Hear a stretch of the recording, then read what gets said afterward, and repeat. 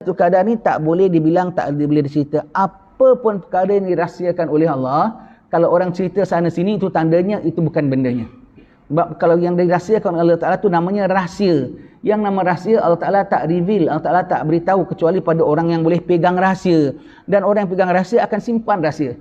Jadi kalau orang boleh bocor cerita sana cerita sini, bermakna itu bukan rahsia. Kerana Allah Ta'ala letakkan kepada orang yang bocor rahsia. Maka itu bukan rahsia. Bukan rahsia. Maka orang yang tahu Lailatul Qadar akan lebih rahsia.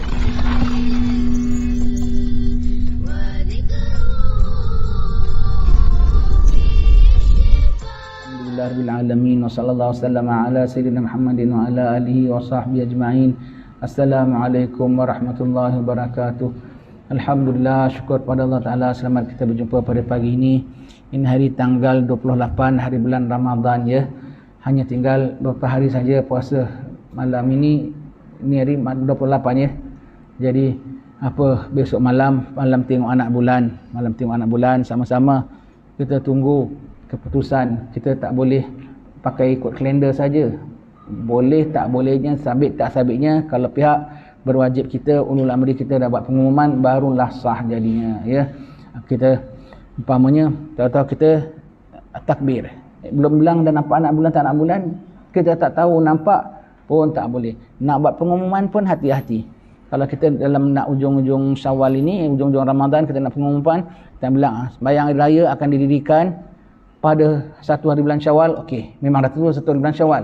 Pada satu hari bulan Syawal, pada pukul sekian-sekian. Tapi kalau kita bilang bersamaan dengan berapa, tak boleh. Kerana macam kita dah tetapkan pula hari sekian, tak boleh. Kita setakat sembahyang hari raya Aidil Fitri akan didirikan pada pukul 8.30 pagi umpamanya. Itu bolehlah. Jadi bermakna kalau kita buat benda iaitu pada hari Selasa pukul, macam mana kau tahu nampak nak bulan, orang belum announce, kau sudah bilang tu, semua tu dah melanggar tertibnya. Benda belum confirm kita sudah umumkan ya, tu semua tu ya. Tak boleh kita sebut begitu.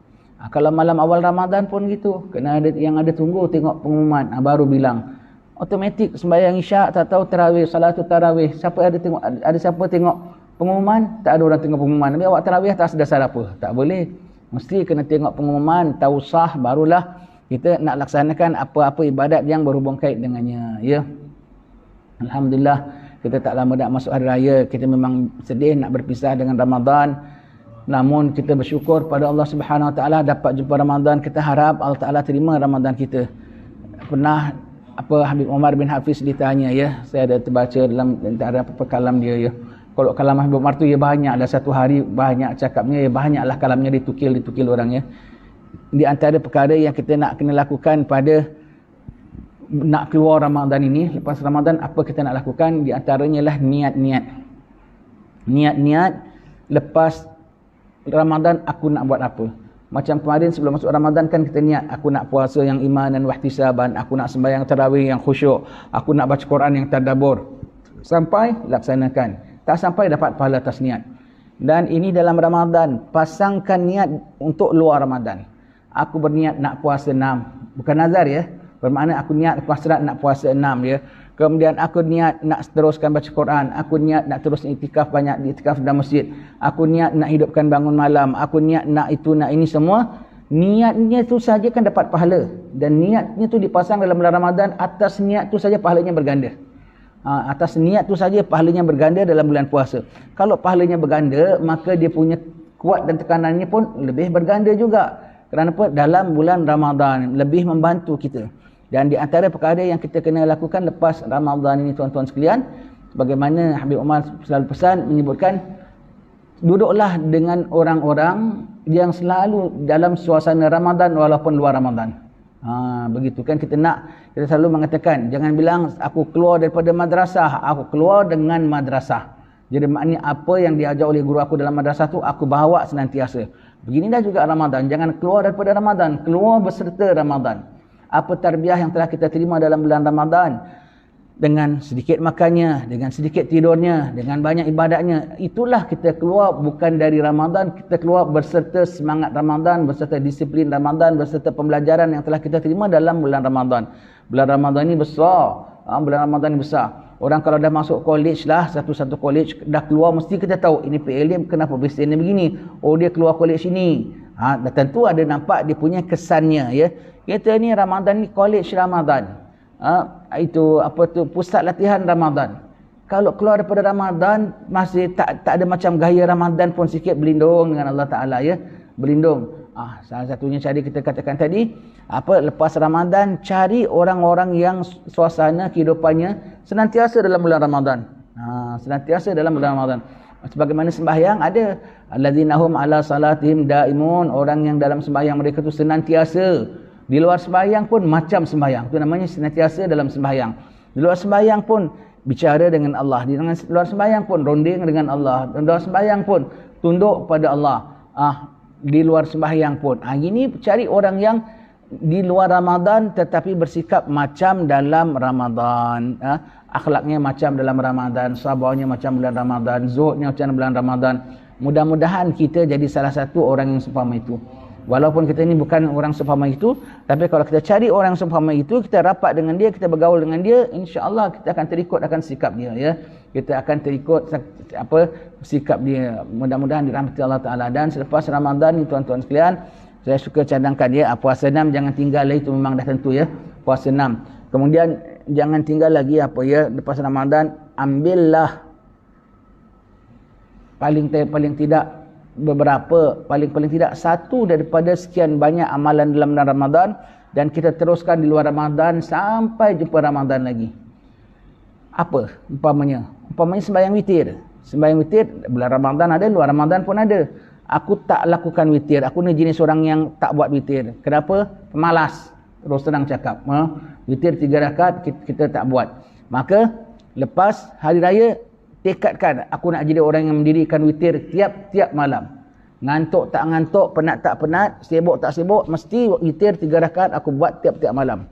Terus sampai jumpa Ramadan, alhamdulillah aku dapat istiqamah. Sampai lepas Ramadan, yang lagi satu, pick up lagi satu amalan. Apa umpamanya? Baca Quran. Baca Quran. Aku ni orang yang tak melazimkan Quran kecuali dalam bulan Ramadan. Bersempena Ramadan ini pulaknya aku nak tambah satu amalan lagi, ataupun baca Quran. Kalau tak satu hari satu juz pun, paling-paling tidak seminggu khatam satu juz. Jadilah ya. Jadi ada dia punya amalannya. Oleh-oleh peninggalan Ramadan yang kita kekalkan. Nanti tahun lagi berikutnya ambil lagi satu amalannya. Jadi setiap tahun diri kita ni terhias dengan peninggalan-peninggalan lepas Ramadan, ya.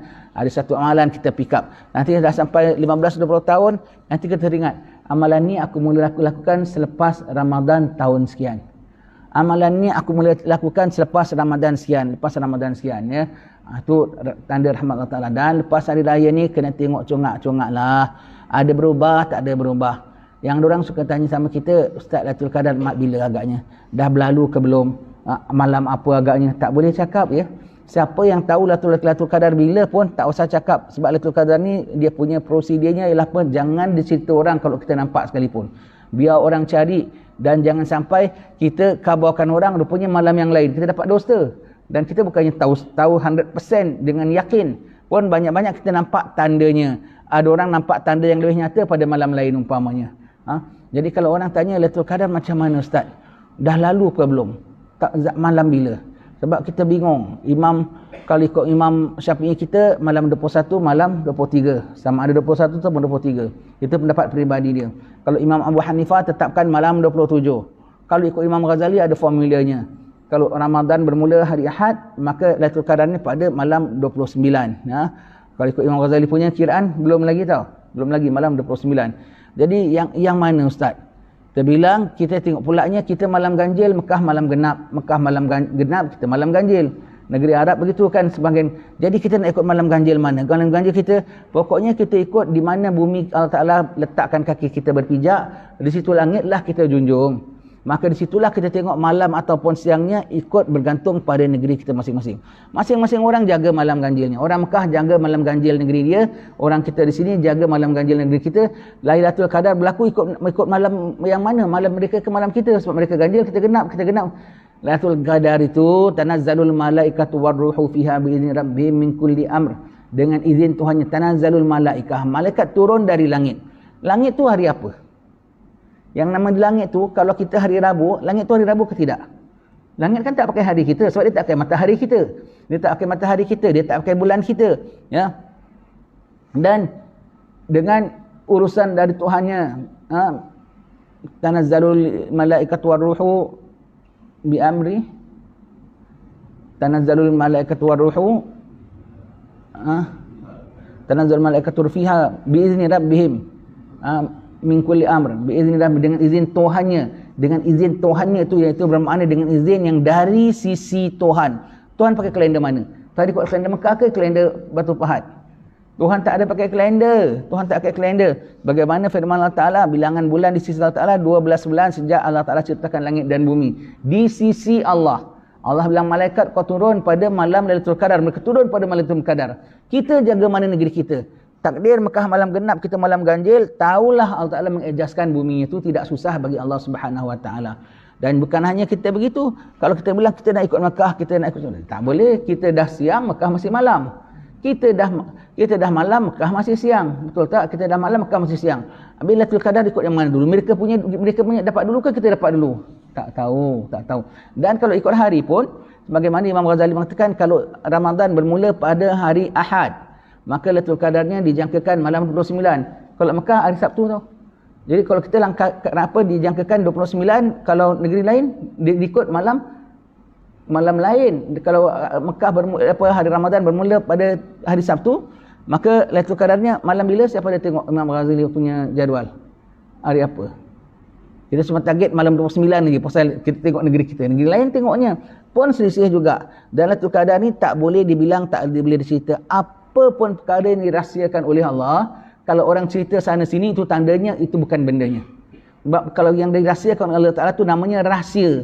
Yang nama rahsia Allah Ta'ala tak reveal, Allah Ta'ala tak beritahu kecuali pada orang yang boleh pegang rahsia. Dan orang yang pegang rahsia akan simpan rahsia.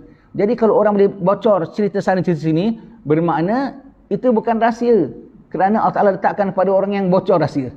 Maka itu bukan rahsia. Maka orang yang tahu Lailatul Qadar akan lebih rahsia. Maka jadi pokok makalnya Lailatul Qadar tu bila? Rahsia. Rahsia. Walau dah sudah sekalipun, kita jangan bilang malam sekian lah. Ya, macam kita tahu sekali rupanya ya. Malam sekian lah. Pokoknya satu yang kita kena tengok, Lailatul Qadar tak Lailatul Qadar, tanda tak tandanya ialah pada diri kita. Yang kita bilang Lailatul Qadar malam apa? Malam apa? Baik, engkau macam mana selepas Lailatul Qadar? Confirm lepas malam hari raya tu Lailatul Qadar dah berlalu. Itu confirm. Kau macam mana? Pasti kau dah jumpa Lailatul Qadar. Dan kau macam mana? Kalau tak ada bekas-bekas tanda Lailatul Qadar pada diri kita, susahlah. Kadang-kadang malam-malamnya tu tanda-tandanya nampak, kadang-kadang tandanya tak nampak. Kadang-kadang tandanya ditutup oleh Allah Subhanahu Wa Taala. Tanda-tandanya ditutup oleh Allah Subhanahu Wa Taala biar tak kelihatan. Tapi satu tanda yang kita boleh lihat iaitu pada diri kita. Kalau kita dah terkena Lailatul Qadar, dah tercurah dengan salam malaikat pada malam Lailatul Qadar, pasti ada kesannya pada diri kita. Kesannya pada diri kita lebih taat kepada Allah Ta'ala, lebih cenderung ibadat, lebih benci pada maksiat, lebih jijik pandang maksiat, lebih malu, lebih ingat dosa-dosanya yang silam. Itu tanda dah dapat Lailatul Qadar. Jadi kita tak usah fikirkan sangat lah ya, malam bila tak malam bilanya, nanti kita resah. Kita jaga saja kita ni dah dapat Lailatul Qadar ke belum. Kalau dapat tanda-tandanya, syukur pada Allah Ta'ala. Begitu. Apa-apa pun perkara yang disebut rahsia, kalau orang dah sebut sana sini, itu bukan tandanya. Itu bukan tandanya. Itu yang dah dirahsiakan oleh Allah Subhanahu Wa Ta'ala. Ini dan malam-malam berikutnya, semua itu malam-malam karuniaan Allah Ta'ala, malam-malam curahan daripada Allah Subhanahu Wa Ta'ala, malam-malam kita mendampingi Ramadan yang hanya tinggal berapa hari saja lagi. Tinggal 9 hari Ramadan. Dosa kita masih banyak, amal kita belum ada. Nak minta ulang Ramadan, tak tahu jumpa lagi ke tidak tahun hadapan. Mudah-mudahan Allah ampun dosa kita, Allah Ta'ala terima kita, pandang kita senantiasa. Wassallallahu ala sayyidina Muhammadin wa ala alihi wasallam. Alhamdulillah rabbil alamin.